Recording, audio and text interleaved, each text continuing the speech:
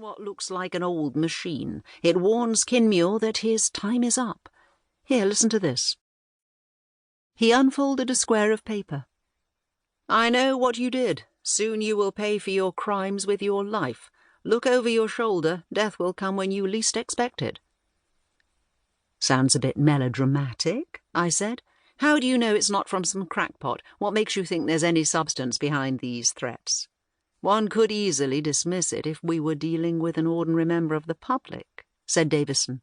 It's Kinmure's work for the agency that sets him apart. Of course, there may be nothing to it, but I said to Hartford that we, or I, at least, would investigate. Although Kinmure lives in this country, it's not strictly within the remit of the Secret Intelligence Service. As you know, the SIS is a primarily foreign intelligence service.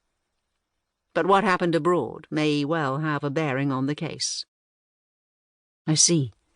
And are there any suspects? One line of inquiry is that it's something to do with the failed mission in Maastricht.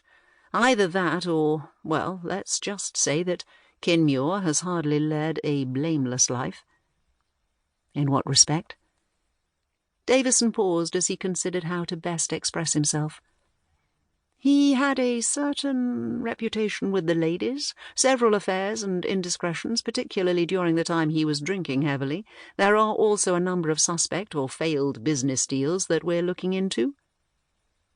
And who would benefit from his death? Ah, the perennial question. Kinmure has a substantial estate. Although it goes by the name of Dalach Lodge, it's actually a huge old pile and sits in hundreds of acres of land. On his death, that would all pass to his next of kin, his nephew, James, his late brother's son. Well, he's the obvious suspect, I said, standing up. There, you've heard what I've got to say on the matter. Now I must go and finish packing for my trip. You mean that's it? Said Davison, barely able to disguise the disappointment in his voice. You're not prepared to help? Davison, I don't know if you heard, but I'm getting married, I said, rather more impatiently than I meant to. I really haven't got time for this at the moment. So you're prepared to let a man die? Oh, stop, I said, reaching for my coat. Don't try to blackmail me into this. Listen, if it's any comfort, I would come with you. Kinmure now runs his country house, Dalach Lodge, as a hotel. Of course he would never call it that. His guests are supposed to feel like old friends who have just come to stay for a few days. Although the estate is a quite valuable one, recently Kinmure has suffered from a lack of funds. It seems he can't afford the upkeep of the house without taking in paying guests. A number of people are about to arrive at the lodge, and we suspect that one of them may want to kill Kinmure. Why doesn't he simply cancel their stay? That would be the easiest thing, surely. That's what he wanted to do, but we pointed out to him that the best way to catch his murderer, if he or she does exist, would be to act normally and open his hotel as usual. Yes, I can see that, I said, but why can't you just go on your own or get someone else to accompany you? We've been through all the different possibilities. You're the best person suited for the job. What with your sharp mind and your ability to get to the... I cut him off. I don't need to hear your flattery, Davison. The truth of the matter is you've got no one else. I'm right, aren't I? Inform Hartford from me that he really needs to sort out his recruitment, especially of the fairer sex.